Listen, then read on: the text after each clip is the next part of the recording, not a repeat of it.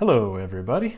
Just so you know, you can actually join me for an episode on this podcast by going to ajconsultingcompany.com.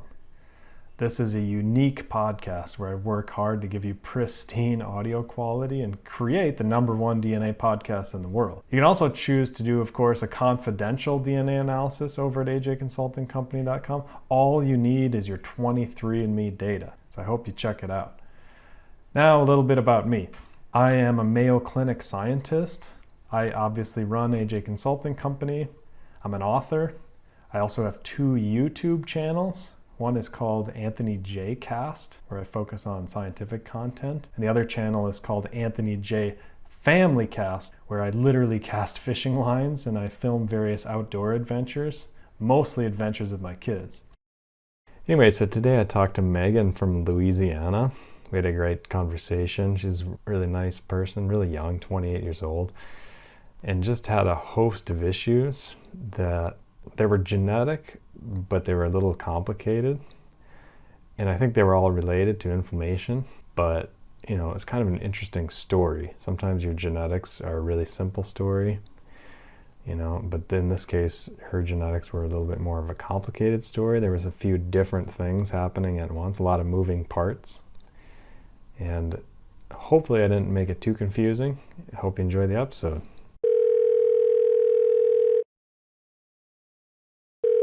Hello. Hello, Megan.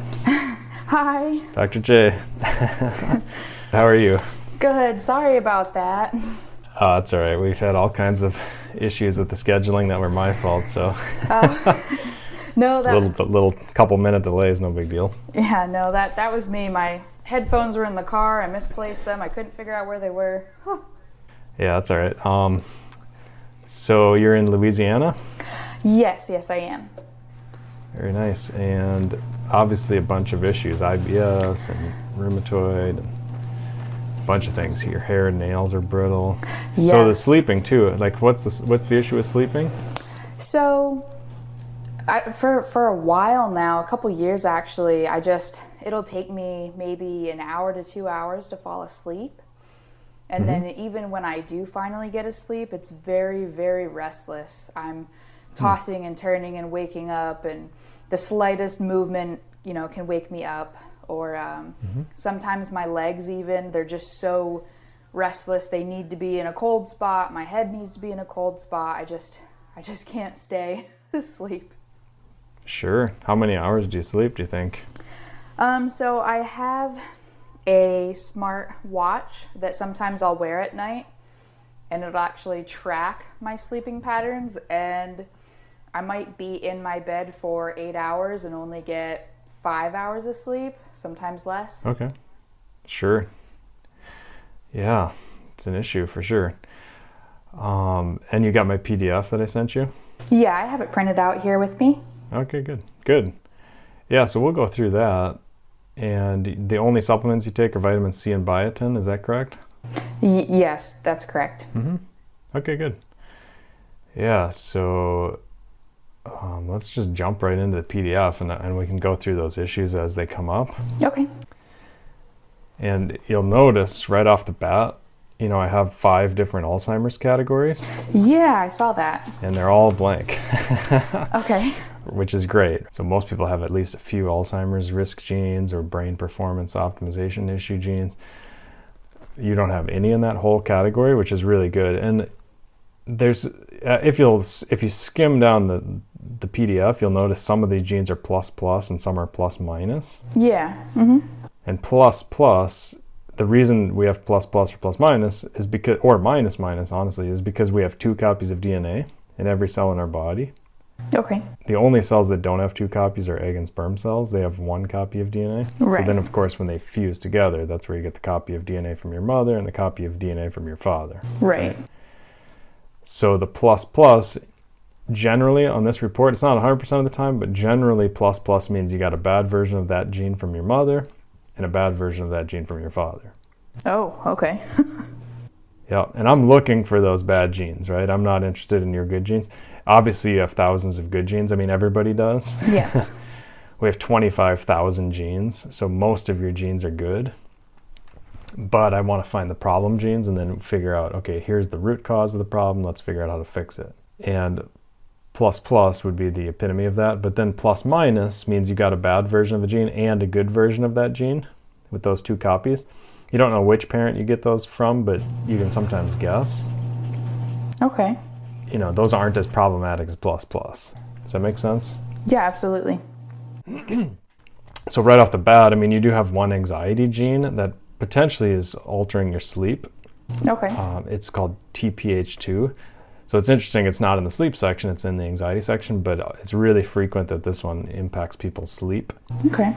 And it's a transporter that helps you get serotonin up into your brain, because 90% of your serotonin is made in your gut. Okay. And then it has to get shuttled up into your brain before you can use it. And if you bump up your serotonin, you increase your serotonin, you often feel tired. Right. And for example, one of the supplements that does that is called 5-HTP. And a lot of people that take it, if you look on the Amazon reviews and things, the supplement 5-HTP, it's a natural plant supplement, but it increases serotonin. And people will talk about how they sleep really well with it, or they feel really tired when they take it. Okay. So that's a really good option to try. I like it with tryptophan because tryptophan is a building block for serotonin.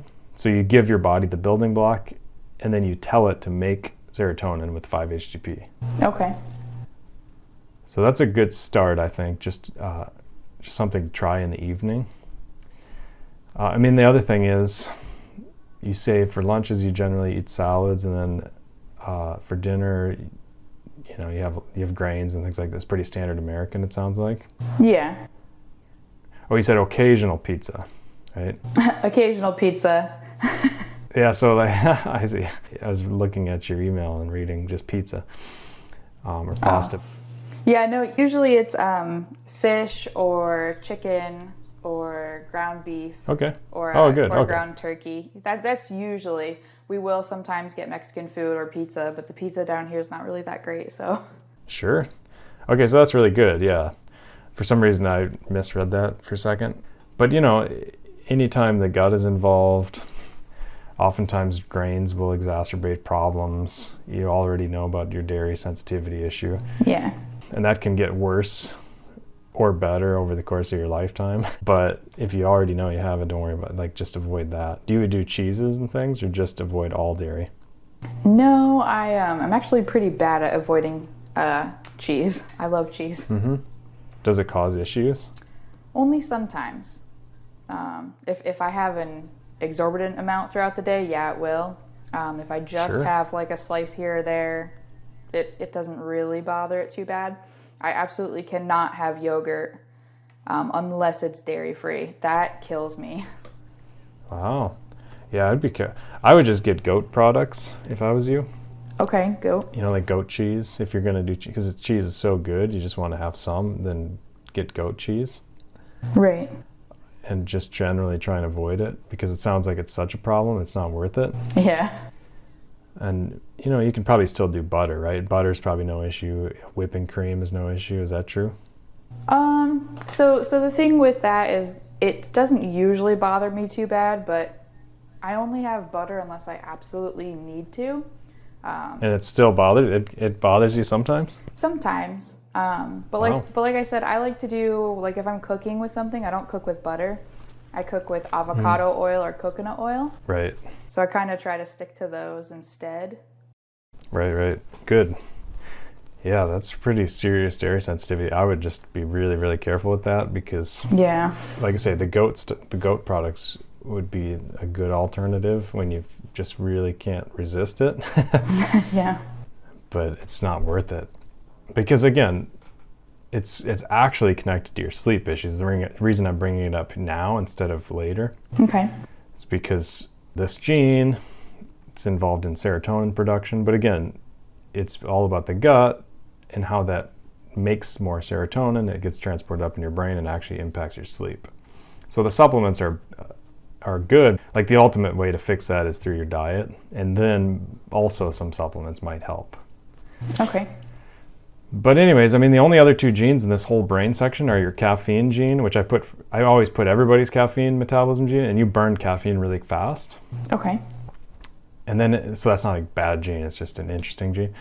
And then the only other issue, the genetic issue you have here is in that lifespan section, and that's your sirtuin gene. And this is pretty common. It's not rare to have this gene issue. And it's a gene that's involved in lifespan. So if you have the good version of this gene, oftentimes you live longer. If you have the bad version, oftentimes you live shorter. Okay. But it's pretty easy to fix. So you have the bad version of the gene, so it's linked to short lifespan, but you can fix this gene by taking grapeseed extract supplements. Grapeseed, okay. One of them is called proanthocyanidins, which I list in that paragraph. The other one's resveratrol. The problem with resveratrol, it acts like estrogen at high dose. Oh, okay. So I'm not a huge fan of that, particularly with your estrogen genes. And by the way, I also think some of your sex hormones and stuff are probably a real root cause issue with a lot of your issues. Oh, really? Oh, definitely, yeah. I mean, have you ever tried like progesterone? No, I haven't. Because a lot of people sleep dramatically, like immediately they sleep better with that. Okay. And, they have a lot of metabolic issues and things like that get fixed once you balance out those hormones. But at age 28, you're only 28, right? That's correct. Yeah, so, I mean, the other day I did talk to somebody who's 21 who's already have like a whole host of issues. So it can get you early, but yeah, it depends how stressed you were and things like that when you were, in your past. And there's a lot of factors, but the sleep is the root. Sleep, you want to get that fixed before anything, because that can fix a lot of problems. If you're sleeping bad, it causes a lot of problems. If you're sleeping well, it can fix a lot of problems. Right. But I do recommend this grapeseed supplement just to fix this gene. It's pretty simple. Okay. So let's switch over to diet. And again, I think the main focus is going to be vitamin hormone detox. The diet section is not that bad. There's a few type 2 diabetes genes. Yeah, a lot of my dad's side of the family and my mom's side of the family have diabetes. Doesn't surprise me, right? I mean, you've got 3 pluses. Yeah. And that first one is called HEX, H-H-E-X. That one's a 3-fold increased risk for type 2 diabetes. The next one's another 2-fold. The next one's another, maybe 2-fold-ish. So they're all putting you behind the 8 ball a little bit. Yeah. In terms of how your body handles carbs. Do you know your blood sugar? Like generally? Or your glucose? Anytime that it's ever been taken, it's usually normal. Okay. Do you know the number by chance? Oof. I have not had it done in at least a year. Okay, that's all right. I'm just curious. Yeah. Because so many Americans are high, they've actually changed the normal range to allow for that. Oh, okay. So normal sometimes is really, really good, and then sometimes it's actually pretty mediocre or pretty bad. Oh, okay, yeah. Just because the range is pretty broad, I'm just curious.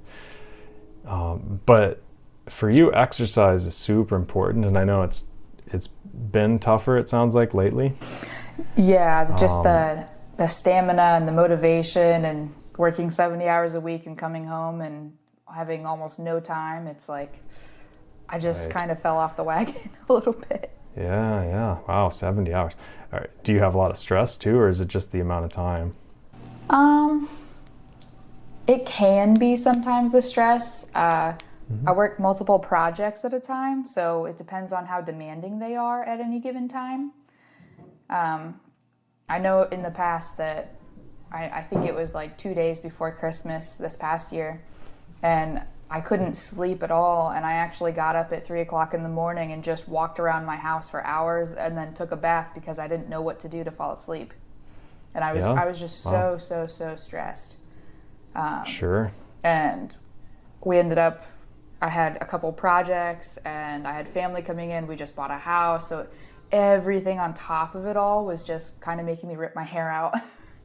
So, sure. And since Christmas time, I've gained probably at least 20 pounds, and it's just a nightmare.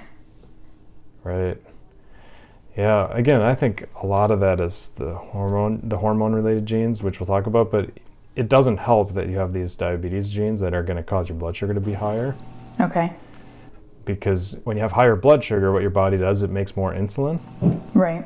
So like a lot of people with diabetes, their blood sugar is outrageously high, but so their insulin stops working and they have to inject more insulin. The problem with that is insulin it's a fat storage hormone. So you're basically telling your body to store more fat. You know what I mean? It's anabolic. Like bodybuilders take it sometimes to try and get bigger.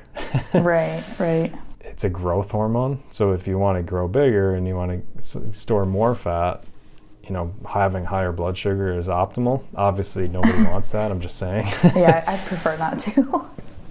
Right. So it might be worth checking blood sugar, but it helps to get that exercise, obviously.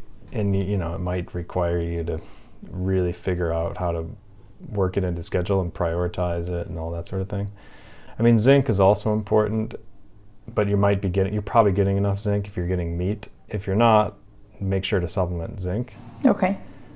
I mean, that's pretty straightforward. And then intermittent fasting also helps. And you may be doing that, right? Because you said you're eating a salad for lunch. I mean, do you eat breakfast? No, not really. The first time I usually eat is the earliest being noon, sometimes 2 o'clock. Okay, good. Yeah. So I think that's really good. I mean, because you do have this particular intermittent fasting gene where you're probably going to benefit from that. So I think that's really good. You might want to get more protein for lunch. I mean, if you're just doing a salad, do you put any kind of protein on there? Is there chicken in there or anything like that? Sometimes I'll do ground turkey and sometimes I'll do chicken. Okay, good. Yeah. So yeah, you've got a really healthy. Sometimes I read these emails and, you know, I get a lot of people that eat standard American, you know, like McDonald's or whatever. Every once in a while I do, but it does not make me feel good, so I try to avoid it. Yeah, right. Well, that's good. Yeah, so my two favorite tools for just keeping tabs on health are blood sugar, and that's like a $20 finger sticking thing. Okay. I mean, the ultimate tool is like a continuous glucose monitor, but that's pretty extreme. But just a $20 finger pricking thing where you check it in the morning before you eat anything. And then the other tool that I really, really like is the Oura Ring for sleep. Now, again, I like a lot of tools, but those are my favorites across the board. Okay. I think. It might change next week, but yeah. Generally, that's what I think my favorite two are. Because sleep's super important, blood sugar super important, a lot of stuff super important, but those two you can track real easy. And speaking of blood sugar, if you'll notice at the bottom of this page, there's a category called metformin. Yes. And you're a high responder to metformin. Have you heard of metformin? I'm going to say yes, but I couldn't tell you what it is. Sure. Well, a lot of doctors prescribe it as a blood sugar drug for people with diabetes. It lowers blood sugar. Okay. But they've also discovered it extends lifespan in a lot of animals. In virtually every animal they've ever tested, like rabbits and rats and mice, it makes them live a lot longer. So the implication is that it's also going to make people live longer. So a lot of people take it. Okay. And some people have a terrible time with it. They get diarrhea and stuff. Oh, wow. And then some people have an amazing experience and they have no issues and it just lowers their blood sugar and increases their metabolism. Okay. And because you have this plus for high response to it, that's actually a good gene. It's worth noting, so it's a plus in a good sense that probably benefit from metformin. Problem is you got to get a prescription and convince your doctor, even though you don't have diabetes, you want it. Oh, okay. And that's kind of tricky, right? Usually if you just tell them that you've read the research or you've heard of the research on lifespan extension relating to metformin and you would like a prescription, they give it to you because it's basically a natural plant supplement. It's derived from the French lilac plant. Okay. So it's not like some weird, wacky, fake drug that they made up, like most of them are. Yeah. That your liver has never seen before and all this kind of thing. So it's not as artificial as most of them, in my opinion. But again, it can be kind of hard to get. I have a prescription for it. I tinker with it. It works really well for me. I'm a high responder to it. And again, if you get some of that constipation, like you said, you have that IBS with the constipation sometimes. Yeah. It might help to loosen up your stools a little bit. Do you take magnesium, by the way? No, they have, my doctor has me on something called Trulance. We just switched to it recently. Okay. And it's, yep. I guess it just softens the stool. I mean, it's not helping me get rid of the problem by any means. It's just something I have to take every day. I mean, that's like a cyclase C agonist. It's like an inhibitor of cyclase C. Okay. I would go natural and go magnesium. Magnesium loosens it up big time. And one of the ways you can do it, and one of my favorite ways, and personally I've done this, is I I get a product called Natural Calm. It's just magnesium powder. Okay. And you take, a spoonful and you throw it in a glass of water and drink it before you go to bed. Okay. And then if your stools are still pretty hard the next day, take more the next day, take a spoonful and a half. And then the next day, take 2 spoonfuls. The next day, take 3. Just keep going up until you get really, really runny stools and then back down. Okay. And you said that was what? The product is called Natural Calm. It's just magnesium, but it's a little bit more palatable. They put some stevia in there. Oh, okay. So it doesn't just taste like sand. Right. And that's particularly valuable because you've got that heart palpitation risk gene, which is the next gene. Right. You may never get heart palpitations because it's just a plus minus, but it is a magnesium dependent gene. Do you have weird heartbeats sometimes? Yes, absolutely. Yes. Because my watch will actually go off because it has a heart rate tracking monitor on it and everything. It'll actually go off saying like you're stressed, your rhythms are out of whack. Sure. Yeah, you're probably really magnesium. I mean, they did a study and 70% of Americans are magnesium deficient. And so you're probably in that 70%, maybe really far on the extreme. Yeah. Because our soils are so bad. It's not your fault. I mean, most of the time if you're eating leafy greens, you should be fine, but our soils are so stripped because, they're growing plants in like these hydroponics, just water and like a little bit of, they put nitrogen and phosphorus in there, and that's about all the plants absolutely need. Yeah. Mm-hmm. So they're not getting a lot of these micro minerals. So you get really deficient in them, even if you're eating healthy sometimes. I would say for sure take magnesium. I would also take that grapeseed as a really big priority. I think those are the 2 big priorities at this point. They'll really help. Okay. Grapeseed you won't notice. It's just worth it for the long term.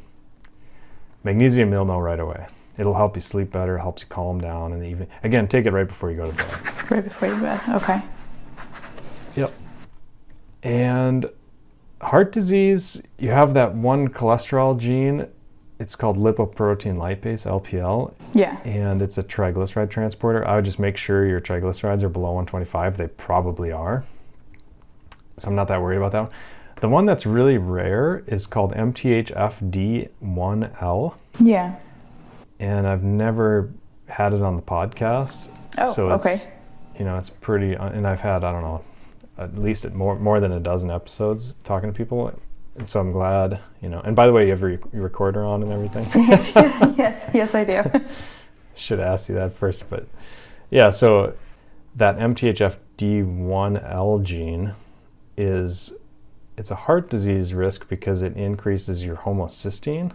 Okay. And homocysteine is something they sometimes check on your blood test, but they sometimes don't. So make sure they do in the future. Make sure they're checking your homocysteine. Okay. It's a huge priority for you. For some people, it's like, doesn't matter. For most people, actually. So that's why the doctors don't check it, because most people, it's pretty normal. Okay.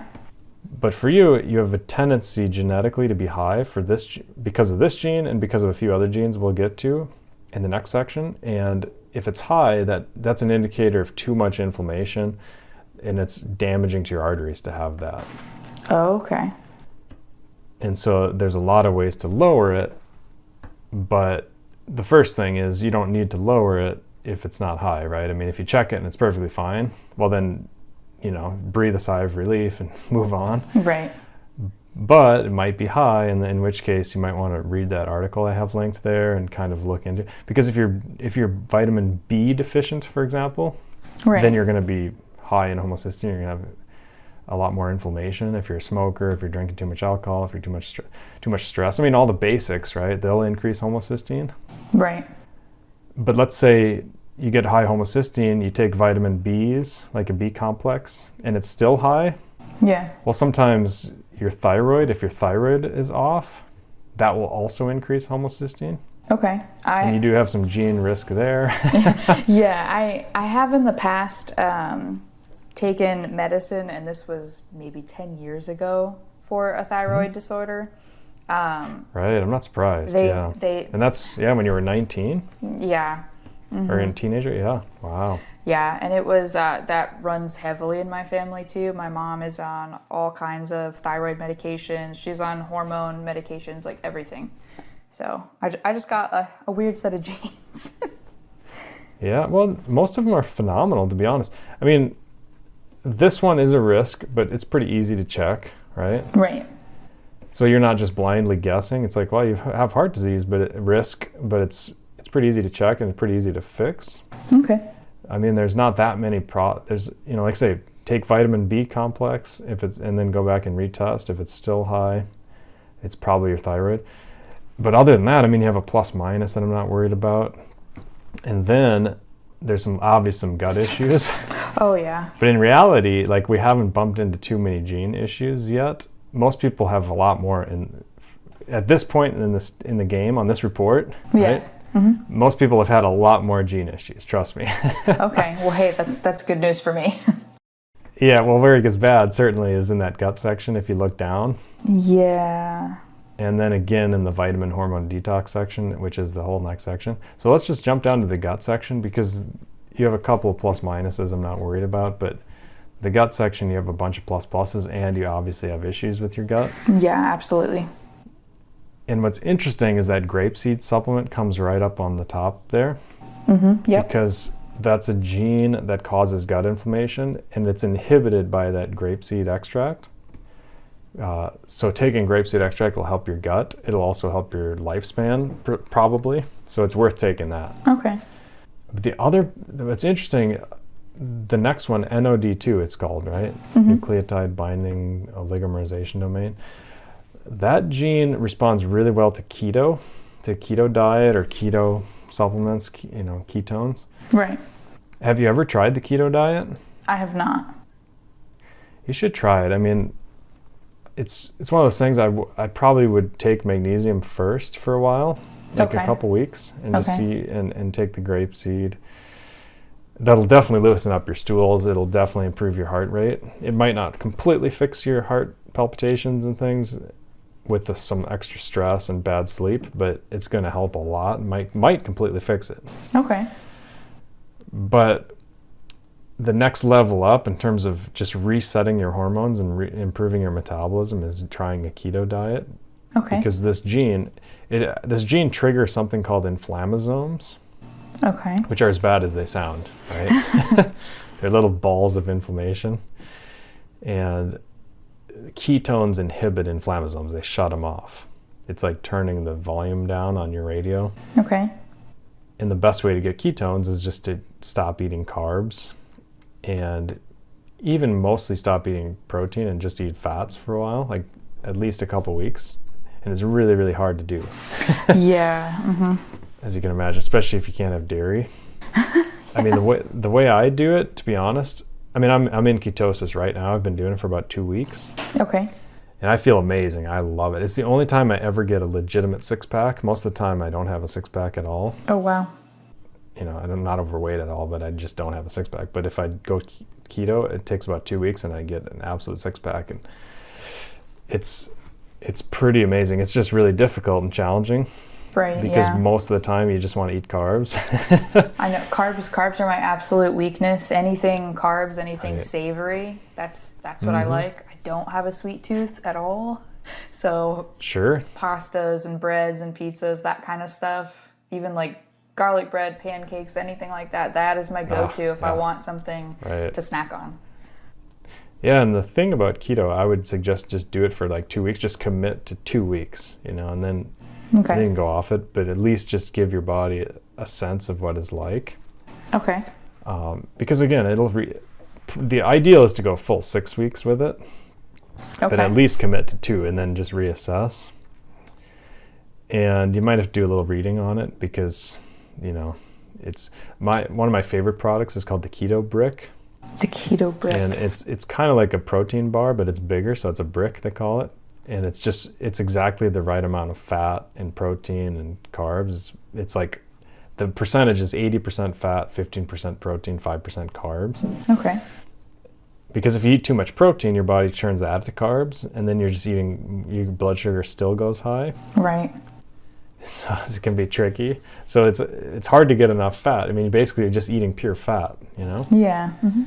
And thankfully greens don't have any calories, basically, so you can put a lot of fat on leafy greens and just eat those. But again, it's a tough diet, but I recommend it. Okay. Especially if you have gut issues. But again, try the magnesium first. Okay. And the ATG16L1 gene just below that it's usually a grain sensitivity gene. So a lot of people that have that, they get inflammation from gluten. Right.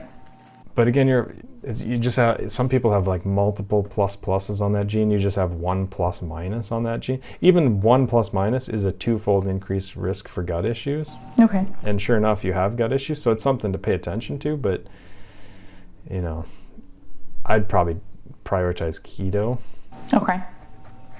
And then tinker with like removing grains and bringing them back in after a month, do a month on, a month off kind of thing. And it sounds like you're already, a lot of the time, you're already gluten-free.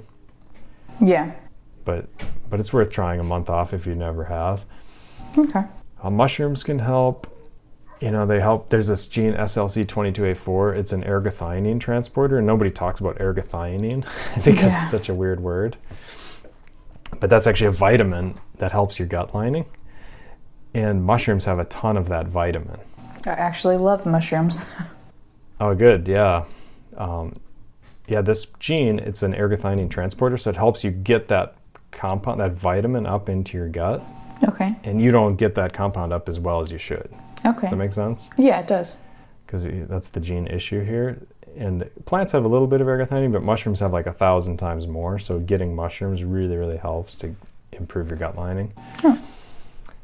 And that comes up twice, right? In the next paragraph as well, mushrooms. Yeah. Mm-hmm. So that particular vitamin, really important in your case. I would just, even if you don't eat mushrooms every day, I would get some kind of mushroom extract or something like I have on that website link I emailed you. It's called ajconsultingcompany.com/whatIuse, that What I Use page. Mm-hmm. I have a mushroom product I really like. It's called Lion's Mane.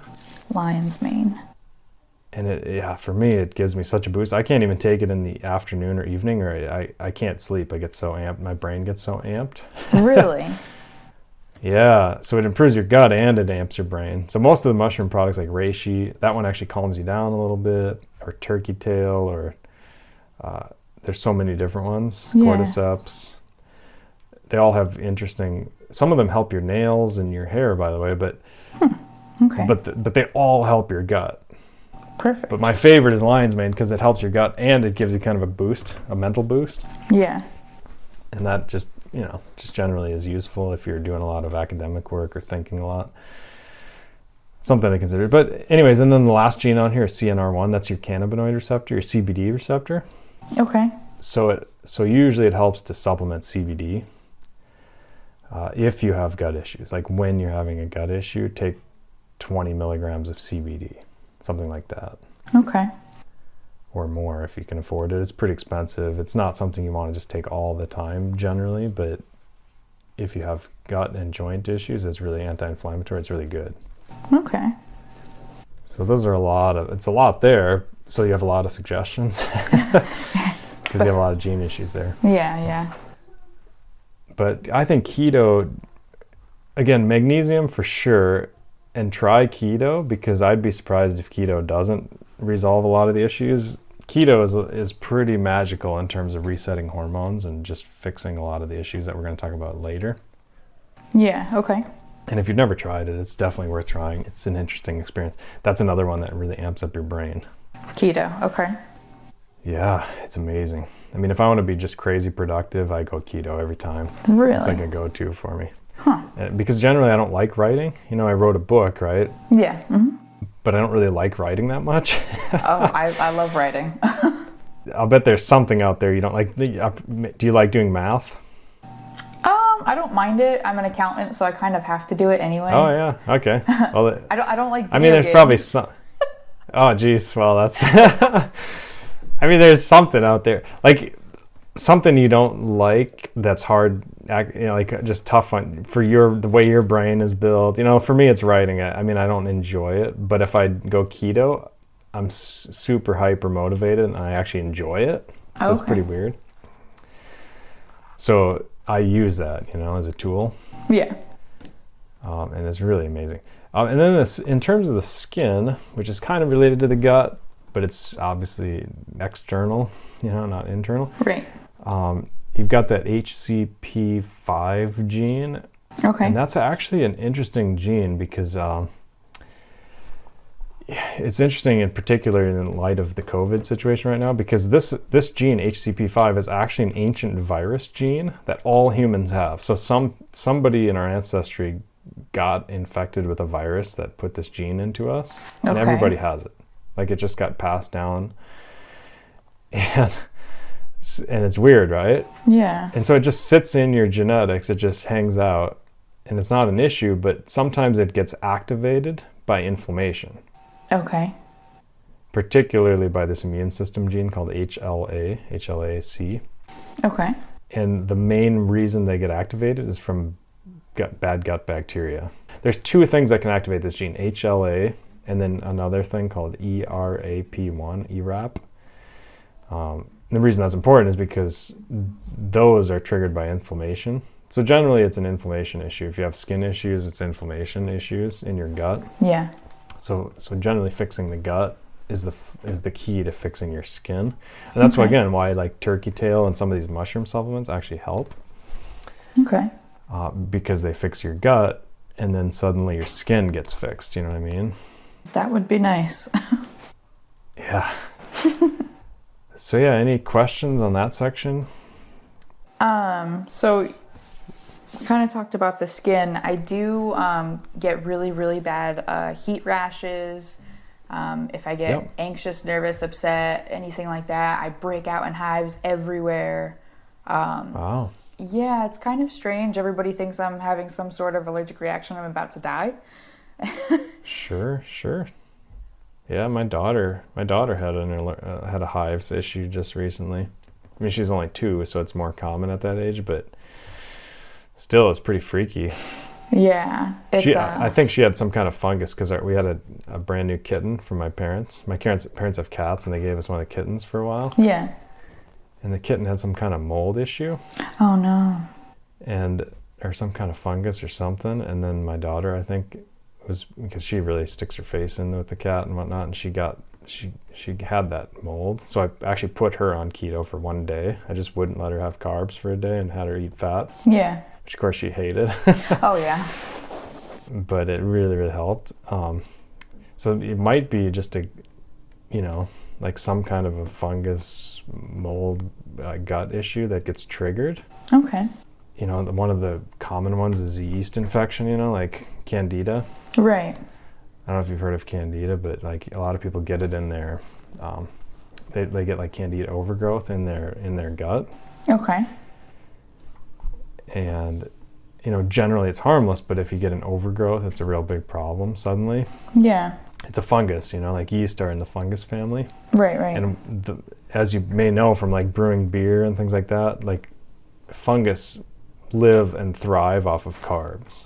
Right. Mm-hmm. So one of the ways to shut the fungus off and to really like get the good bacteria growing again in your gut is to just stop eating carbs. And again, protein, okay, but just going pure fat is the way to do. I mean, every time they study like coconut oil and things, they find it kills candida. Okay. Just so like having a lot of fat, and there's other fats too, like a lot of butter and things like that. They're all really beneficial for your gut. And part of that benefit is because they keep those yeasts and molds and funguses that you need to check. Something to try, right? Okay. Because it's probably a gut issue, if I had to guess. Probably. Although most doctors, they'll say it's idiopathic, right? They'll say, like, we don't know what it is, right? And they'll give you some immunosuppressant drug or something like that. Yeah. Mm-hmm. I mean, you've probably asked them about it, right? Oh, well, they just said it was probably due to my genetics and one day it'll go away. Yeah, it hasn't, right? I mean, no. That's what you tell a 2-year-old, but... No, I've had this weird kind of skin rash thing happen since 5th grade is the first time I remember it happening. I was presenting something in class and I just broke out in hives all over my chest and my neck and my face, and I got sent to the nurse's office because they thought I was having an allergic reaction to something. And I said, no, I was just really embarrassed. Like, I was just nervous. Yeah. Interesting. Yeah, I mean, I'm not 100% sure, but it's interesting that it would flare up that quickly with stress. Oh, absolutely. If somebody even kind of just stares at me for a little while and I kind of overthink on why they might be staring at me, it could flare up just like that. Yeah. It's very weird. Well, the other issue you have that is gut related, although I have it in the detox section, it's a histamine issue. Okay. In fact, let's just jump down there because, again, it's more related to this, I think. So the next page in the next section is vitamin hormone detox genes. Yeah. And you'll notice, like, skip down 2 pages, and at the top of the page it says page 10 if you're on the internet. Okay. And there's a section called histamine intolerance. And you have 3 gene issues in that section, and most people have 0 in that section, so that's why it's noteworthy. Oh, okay.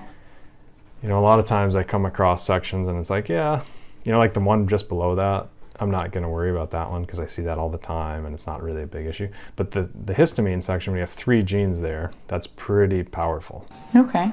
So you probably have a lot of a sensitivity. You're much more sensitive to histamines than most people, and that's kind of like having allergies.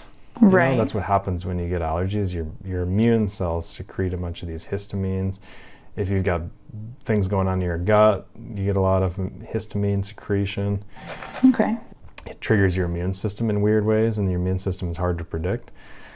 So you literally see hives with people that have a lot of histamines, for example. You see disrupted sleep, you see stomach acid release, you see pretty much all the stuff that you have, it sounds like. Yeah. Mm-hmm. The problem with histamines is they're they're in everything. Right. So they've done studies with these histamine-free diets, and it's like, what the hell can you eat? They eliminate pretty much everything, it's a hard road, to travel if you're going to go that route. Yeah. But this gene, it's copper dependent. Every single gene issue, this AOC1 gene, it's amine oxidase copper containing. The C in that name is copper. It's copper dependent, so getting copper it's so important. I'd probably just supplement it. Okay. Because you don't know how good leafy greens are these days in terms of their copper content. Right. I would straight up just supplement copper. In fact, it's even easier just to get a copper plus zinc. They combine the 2, and then you're just kind of killing 2 birds with 1 stone, making sure you're getting enough zinc. Okay. Making sure you're getting enough copper. Just, again, because it's probably histamine related and gut related and maybe yeast. There's a lot of factors probably that are all converging. Okay. Interesting. So it's a little confusing. It is genetic for sure because, again, you've got a bunch of bad gut genes and then you've got the histamine genes. That's how I'd approach it. And another good way to lower histamines, go on keto. Right. So worth trying that again. But we can go back to the top of this vitamin section. I just wanted to scroll down to that because that one's more related to the gut than all the other genes that we're going to talk about next. Okay. So in Louisiana, do you get a lot of sunshine? Probably not, 70 hours a week. I would love to, I was going to say I would love to say yes, but no. No, just because I'm in an office a very long time. Yeah, I think you definitely need to take vitamin D, especially with COVID. There's a huge association with COVID deaths and vitamin D. Almost 0 people are dying with COVID if they've got good vitamin D. Okay. Almost all of them that actually die, all the deaths are people with incredibly low, just abysmal vitamin D levels. And you could say, well, that might be a coincidence. It might be just a marker for overall poor health. There's a lot of maybe this, maybe that. But right. At the end of the day, the facts are that the vitamin D is definitely really low in people that are dying with COVID. Yeah. Like 90% of people. Oh, wow. So now is one of those times when you definitely don't want to be low on vitamin D. And with your genetics, you should supplement it anyways. Okay. Unless you're out in the sun for at least, 30 minutes a day or something. So I would just supplement that. Okay. And take probably 5,000 IUs a day. 5,000. Mm-hmm. Okay. Which is way above the government's recommend, but it'll get your blood levels right where you should be. Okay. That would be my guess. And you can always check and prove it by just taking your blood and see if you're in that range that I put there. But it's definitely going to be important. And you know what? Ironically, they've done a lot of studies on people that are low in vitamin D, and their gut lining is a lot worse. They have a lot more gut issues. Okay. Yeah. I mean, you wouldn't believe the issues people have if they have low vitamin D. It's like a laundry list of issues. It's like reading those drug labels, you know, like if you look on prescription drugs and it's like, have you ever seen those adverse effects? Oh, yes, you know, absolutely. the side effect lists. Oh, yeah, it's yes. like these obnoxious.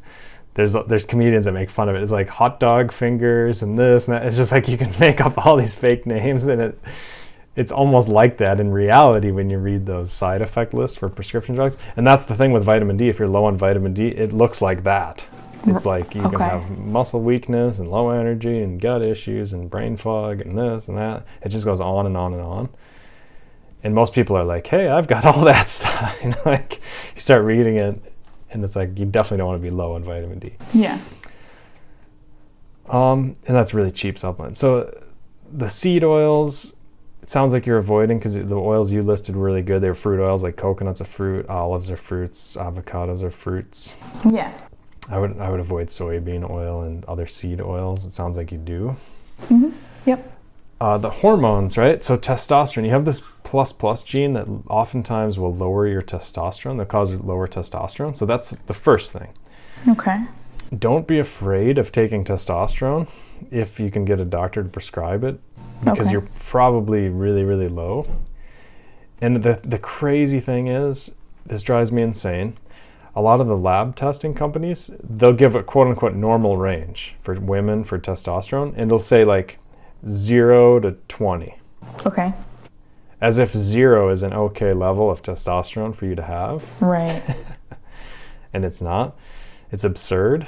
Or it might say like 0. It might, sometimes they say like 5 to 20 or 5 to 50 or 0 to 50 or whatever. But 0 is never acceptable in my mind, but they'll include it on the test. So the doctors say, oh look, you're 0, so you're okay. Right. Doesn't make sense. You have absolutely no testosterone.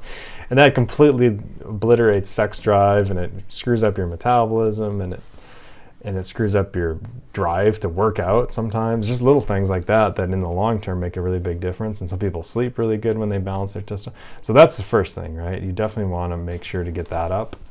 Okay. And find a doctor who's willing to optimize with you. I gave you the name of one of my favorites right there. Dr. Keith Nichols. Keith Nichols, yeah. Okay. He's my all-time favorite, because he's not all about like, oh, your testosterone is okay, so that's good. He's more about, well, let's get you optimized, right? You have this symptom of low testosterone, you have this symptom, you have this symptom.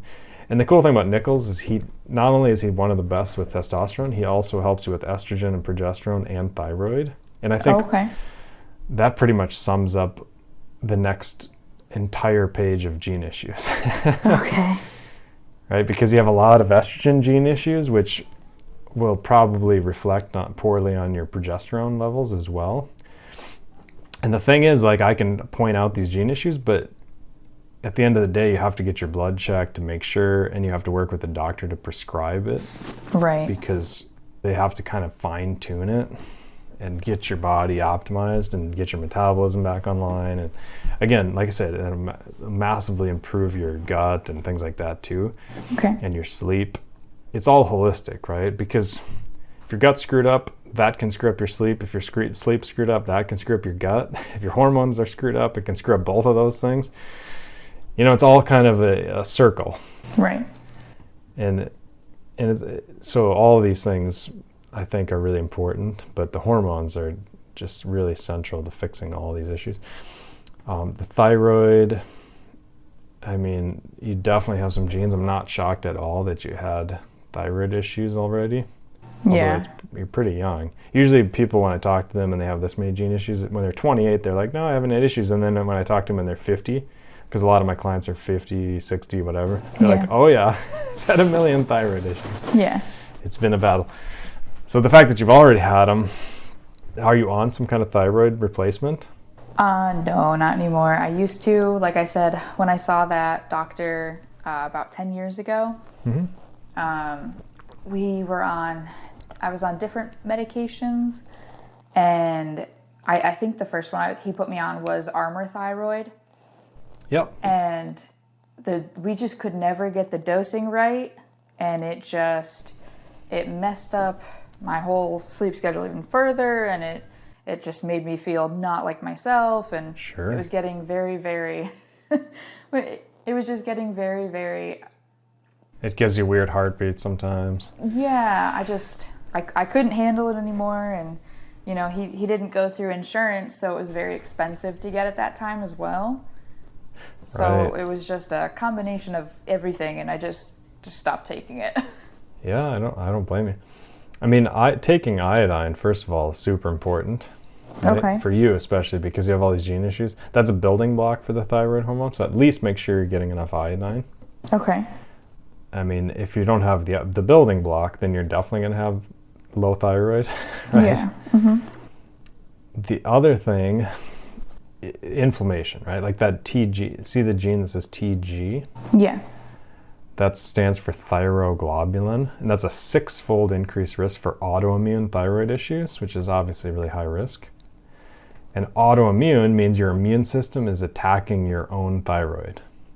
Right. So in other words, and what triggers your immune system? Well, in your case, histamines and gut issues, Right. right? Right. And so fixing the histamine and the gut issues should, in the long term, fix the thyroid issue. It's not going to fix your hormone issues as much. And like I said, the cheapest way to fix those is just go on keto for 6 weeks, because that resets your sex hormones usually. It really helps. Okay. And exercise helps too, of course, but if you're not motivated and you're too stressed or you're working too hard, I mean, that the good thing is with keto, it lets you cheat a little bit, right? It lets you work out a little bit less, things like that. Okay. And still retain really good health, or maintain. But anyways, the point is, inflammation is a killer here, and you have to fix that to fix your thyroid, right? Like, in other words, taking thyroid supplements on top of a really inflamed gut isn't really going to be the solution. You have to fix the gut, the inflammation, homocysteine. Right. And then pay attention to your thyroid, all the while taking iodine. All the while taking iodine. Yeah. Does that all make sense? Yeah, it's kind of like a stepping stool. You have to get to one ladder before you can get to the next. Correct. Yeah, and it's kind of this web, right? I may be making it more complicated than I should, but there's a lot of facets with you. and they're all interesting because, like I said, oftentimes just having one of these facets go wrong will screw up all the other facets. But for you, it could be multiple of these facets that are all contributing, and they probably are all contributing. But the way I would approach it is just fix them all. Okay. You know, like take the iodine, definitely take the magnesium, take the 5-HTP before you go to bed. Like, it's going to take a longer list of supplements than I usually recommend. Okay. And also, like I say, the keto diet is at the heart of it. Okay. Take vitamin D. Take the grapeseed. And do keto all at the same time. You know, hit it hard. Now, how would that affect my system? Like, how would that shock my system by doing all of that all at once? First of all, you're probably deficient in magnesium and iodine. Mm-hmm. So that's not going to be a shock. It's going to be, your body's probably just craving that stuff. Okay. At the cellular level, your cells are just dying for it. I mean, they do this magnesium test. The gold standard magnesium test is to give people magnesium as a supplement and then see how much they pee out. Okay. Because if you don't pee any out, that means you're super deficient because your body is just grabbing it all up. Right. But if you're peeing out a ton of it, that means, your body's already kind of saturated on magnesium and you don't need it, so you're just getting rid of it. Okay. And in your case, my guess is you barely pee any out because your cells are just scarfing it up because they're so desperate for it. Okay. So, like, it's less about shocking and more about, just giving the cells what they're desperately wanting. Okay. And the keto would be a bit of a shock to your system because it's probably so used to burning sugar that suddenly you're going to trigger it to burn fat. You're going to teach it to burn fat. Yeah. And that takes a bit. You might even feel a little bit like super low energy for a couple of days. You might even feel like you're having the flu, although you won't. It just tricks your brain because your body's saying, hey, where's my sugar? Right. It's just an adaptation response. And it helps to have a lot of electrolytes, a lot of salt, to kind of avoid that response. But okay. You get over it in a couple days. Just suffer through it. A couple days, do it start on the Thursday or Friday, so that you get that on the weekend, and then you just kind of rest and chill, and then it kind of goes away, and then you'll start feeling amazing. Okay. And again, then your sex hormones reset, and that's the key. Okay. Yeah, I know I skipped a few of those estrogen genes, but they're all kind of the same in terms of just having high estrogen and estrogen dominance. Did you have any questions on any of that, though? No, not really. I mean, the sauna helps. Like, the sauna is by far my favorite way to balance your estrogen when it's really high like that. Okay. But right now, there's like no saunas available. You know, they closed them all. Now, what is your take on the portable saunas that you can buy, or the sauna? I love them. The sauna blanket I've seen recently. Yeah. Literally anything that makes you sweat is 100% optimal. You can sit in your hot car for 20 minutes and sweat. In Louisiana, that's very easy. Yeah, I know people that do that. I mean, people that are college students and things that talk to me, and that's great. Sweating, the key is even exercise. If you sweat 10 minutes, it seems to have the same benefits as a sauna, but most people don't sweat for 10 minutes when they exercise. That's pretty hard exercise, you know? Yeah, I actually have a really hard time sweating when I exercise. Yeah, me too. But not in the sauna. When I get in the sauna, I'm dripping. So yeah. Mm-hmm. And the key with the sauna, it resets a lot of that inflammation. You know, the inflammation being the root cause of all this stuff that you've got, I think. Yeah. They did a 20-year study with saunas over in Scandinavia, and they found cancer decreases, heart disease decreases, Alzheimer's decrease. Literally everything that they tested decreased with the regular sauna use. Wow. It's just phenomenal. And part of that is because it balances out your hormones. And there's just so many benefits. But again, the sweating can do that too. Okay. Anything else kind of looking back or forward? I mean, certainly, like I said, the histamines we already mentioned. The carotene gene I'm not really worried about. Cannabis, do you do any cannabis? No. I don't smoke. I don't do any kind of recreational drugs. But I don't really drink that much either. Both of my parents were kind of into that kind of stuff, and it's not really my jam. Good, yeah. So that eliminates one possible issue with some of the stuff. Yeah, that's good. Well, the next section, like I say, unless you have questions, I don't want to feel like we're jumping anything. No, I'm sure I'll have questions more towards the end when I'm, processing. Yeah. I mean, there's a lot there. Like, what we just covered is a huge amount. Yeah. And that's why I wanted to make sure, because, again, it's interconnected, but it's complicated. It's a little bit complicated. I think inflammation being the key word, but there's a lot of specific strategies on how to fix that. Yeah, I think when we get closer to the end, when we go over like certain supplements, everything like that, that I should be kind of progressing towards to try out, then I'll probably have a little bit more questions. Good. Well, the B9 section. Yeah. So MTHFR C677T, you have a plus in that gene. Okay. And that one is notorious, especially for miscarriages. So be careful with that one if you want to have kids and whatnot, because you have to avoid folic acid. So don't take multivitamins. So if you get pregnant, the doctors will tell you to take folic acid. Yeah. And don't listen to them in that case. Okay. Take methylfolate, which if they know you have this gene, they'll tell you to take methylfolate, but most of them aren't that educated in this. Okay. And I've seen it over and over. I've seen so many women that have miscarriages, and then immediately they stop taking folic acid, they start taking methylfolate. And again, the doctors all the time are saying, hey, take folic acid, and then boom, their miscarriages stop, they have no problems. Yeah. So this gene, so folic acid, right, it's fake. It used to be patented, made in a lab, and your body has to convert it to methylfolate before you can use it. Yeah. So you got to convert that fake stuff to this usable stuff, and it's critical in the creation of DNA. It's like a DNA building block. Okay. And the reason that's important for pregnancy, of course, because a fetus needs loads of new DNA because they're growing so fast. Yeah. And they're not getting it from thin air, they're getting it from methylfolate. So you need to give your body a lot of methylfolate when you're pregnant. Okay. And again, if you're taking folic acid, you have a 90% less efficiency processing folic acid. In other words, like you're just not converting it to methylfolate. Okay. So it'll just sit in your body and plug up your system. So you just want to avoid it.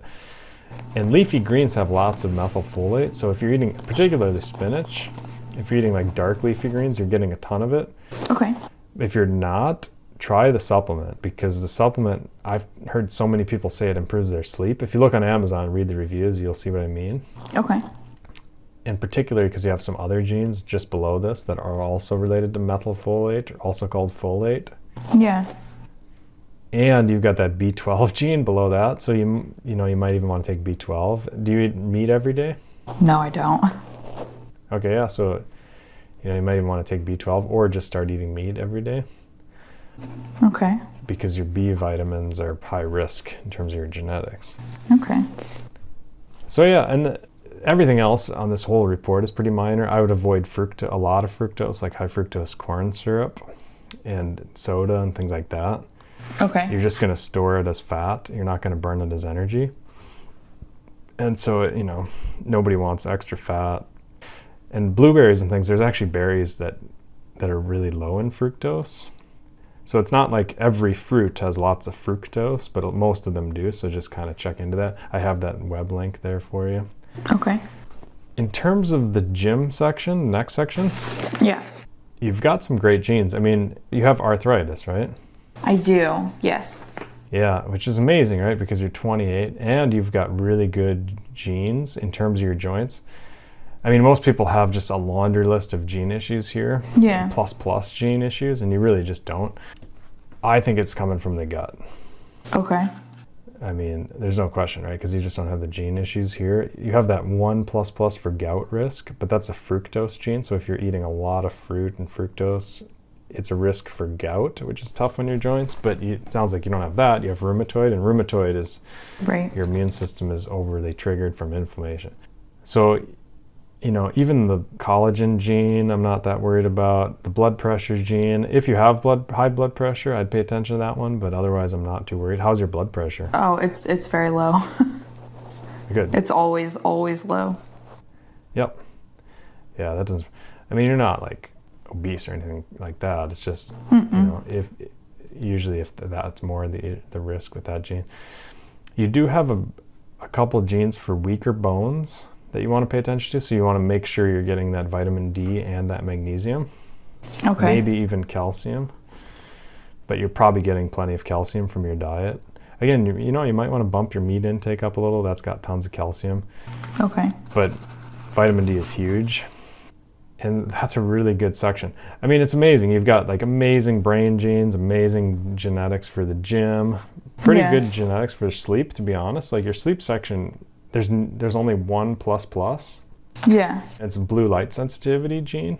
Okay. So you've got to be really careful with blue light. Do you have like super dark room when you sleep? No. Like where you can't see anything? No. Because you want to get wish. yeah. Do you have the ability to make it completely black? Like if you get super dark curtains, like light blocking curtains? So it's actually because we have an air purifier, because my boyfriend is deathly allergic to cats and we have 5 of them. Oh, sure. I'll do it. So he has this really big air purifier that has a HEPA filter It's in got it. a light on it or something? Yeah, it has a blue ring light on it, and it just illuminates half of the room. So what you want to do is get do you have electrical tape? Yeah. I would put that on that, or duct tape or something. I wouldn't try to destroy the light, but I'd put, usually electrical tape, you can put it on and take it off without ruining the paint. Yeah. I would put that all over that light. Okay. And blame it on me.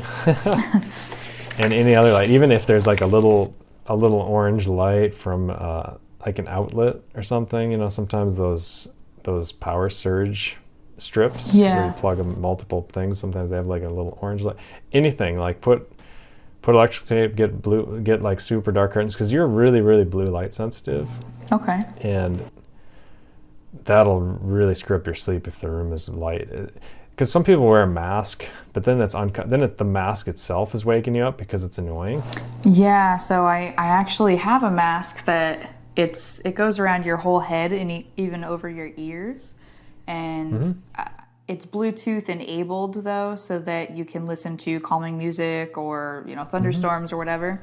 And when I remember to charge it, I do sometimes use that because that has helped a little bit more. It's just the fact that it's still not that comfortable to sleep on because I'm a side sleeper all the way, and trying to have little headphone kind of buttons in your ears kind of hurts. Yeah. No, I would just make the room just pitch black. And the other thing is, because you're really blue light, the problem with blue light is it actually screws up your melatonin. And you think, I'll just take more melatonin, but it's more complicated than that. And the cool thing is they've done a lot of research into blue light and how it screws up your sleep. And again, most people it's not that big of a deal, but it does improve their sleep. But for you, it's a huge deal because you have a plus gene here. That's pretty rare to have plus. Okay. I would get the blue blocker glasses. I do have those. Oh, good. And I have the blue light filter on my phone as well. Oh, rock on. Yeah. I think it's just the room not being dark then. Yeah. Yeah, I get terrible headaches. At work. If I don't have those things on. Yeah. Yeah, I even keep my blue blocker on. I have an app on my computer called Flux. Flux? Yeah, it's F.LUX. And I have them like on all of my work computers in the lab at Mayo Clinic. And it's like the number one conversation starter at my office because people walk by and they see my computer screen because it's kind of yellow, right? Yes. And they walk by and then they do a double take and like step backwards and walk back. They're like, "What is going on with your screen?" Yeah. And I'd sit there and talk to them about blue light because I have really sensitive eyes to blue light also. I have a condition called corneal erosion. Okay. Where like my cornea tears sometimes. Okay. And so like staring at blue screens is like the worst thing. I'm really photosensitive, so that's my issue. But for you, I would probably put those apps on your computers as well, the Flux. Yeah, I'm gonna have to try that. You want to get blue light in the daytime and then not have it in the evening, Okay. But again, the stuff coming from the computer screen is just too much in general. It's just not good for you, period. It's artificial. Yeah. It's analog blue light. But again, pretty specific to you. I think that's the big gene in the sleep section, and you're a little bit more at risk for depression in the winter if you're not getting sunshine, but you're in Louisiana, right? Yeah, so I'm actually from Pennsylvania though. Oh yeah. Yeah. And it's only been the last couple of years that I've been down south, so I could totally understand the seasonal depression back when it's 8 months of winter, because I hate winter. I hate winter so much. Right. Yeah, I think, again, though, your sleep genes are pretty good. I mean, make sure that room is just pitch black. But then the root cause of other sleep issues, I think, there's probably some serotonin, which we talked about right off the bat. And then just general inflammation, like histamines and all that stuff, are known to screw up sleep. Right. Like locking down that gut and fixing some of that stuff, I think, is the key. Okay. Yeah. I don't know, what do you think? Do you want to go back and summarize everything? I know there's a lot of stuff here. I actually did have a kind of a question, and I have no idea if you can answer it at all. Okay. So about 3 years ago, I was 25. I had my retina detach. Oh yeah, wow. And it wasn't due to any kind of force or whiplash or a car accident or getting hit in the face or anything. It just randomly happened. Right. So I have a scleral buckle on my eye. Okay. It's permanently sewn on. It's a very weird feeling.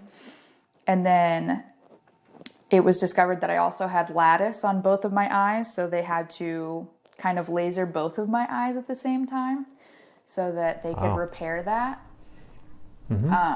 They did say I was at a bigger risk for it happening again in the future because it had already happened once.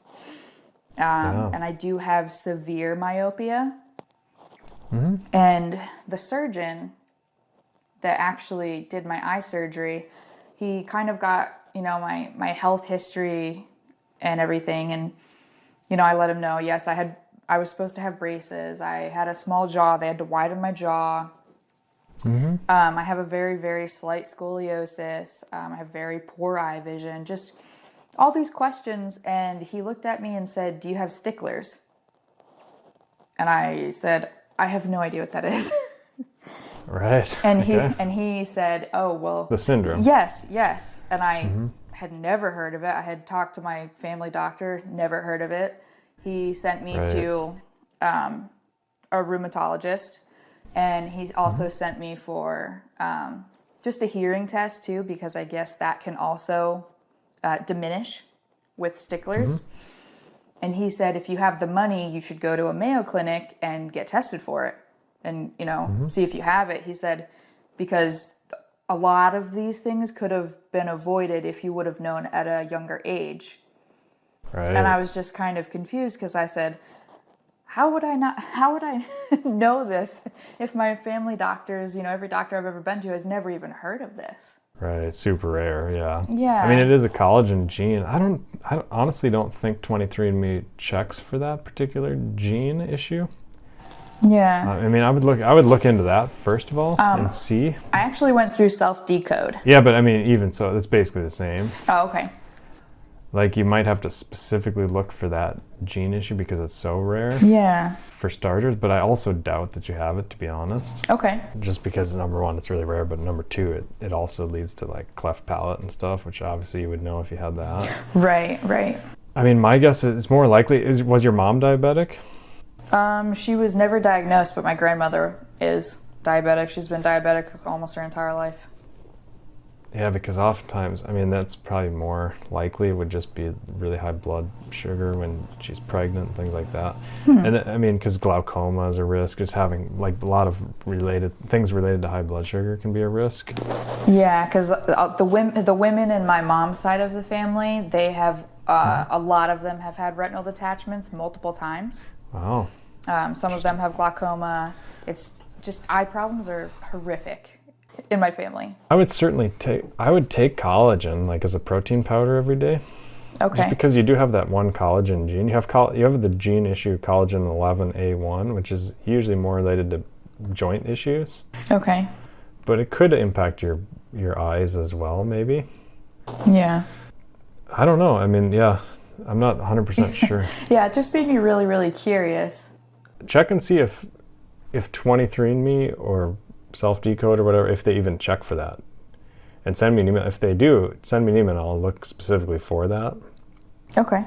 Because it's something I could find. If it's in there, I can find it, no problem. I'll do that for free, just quick, if they include it. Okay. But it might take a little bit of research on your part. You might even have to call them, to be honest, and ask if they even check for it. Yeah, I can do that. So it's take a little bit of digging, which I don't have the time to do. But if you can figure out, and if they do, the actual code, like I can look at the code pretty easy. But yeah, okay. But yeah. Anything else? Just if we could go over just the list of supplements you had recommended, just so I make sure I have all of them. Yeah. Do you want me to do that? Yeah, I have them written down on pretty much every page. Exactly. I just want to make sure. I mean, honestly, I don't have a list. There is quite a few. I would say the 5-HTP and tryptophan would be like on the back burner, maybe in a few months. Okay. If you're still sleeping poorly. If you try all the other stuff and you're still sleeping poorly, that's a more optional back burner. Okay. Grapeseed, proanthocyanidins, I would take every day. Okay. I would take a B complex with methylfolate, or just methylfolate and B12, either of those, which is a lot cheaper. You could do the B complex, which is more expensive, or the B12 and methylfolate separately, which is a lot cheaper. Okay. Something like that. I would do the zinc and the copper together. Okay. Definitely magnesium, no matter what, every night before you go to bed. Take more until you get loose stools. That's your body telling you, like, hey, you gotta take magnesium when you get those constipations. Yeah. Let's see, you might have to remind me some of the other ones. Mushrooms, I would probably just take mushrooms every day, whether it's eating them, any kind are fine, you know? Okay. My favorite is this brand called Life Cycle. They make this liquid in a dropper, and I just like take 2 or 3 squirts of that, and it's just amazing. Like I say, it's caffeine for me. Life Cycle, okay. And cycle is spelled a little weird, but it's Okay. pretty, if you just spell it correctly, it'll come up on Amazon or whatever. Okay. And then there was vitamin D. Huge, yep, huge take vitamin D. Okay. And iodine. And I think if you do that, Iodine. you're set. Okay. And again, I would do keto on top of that for 6 weeks Okay.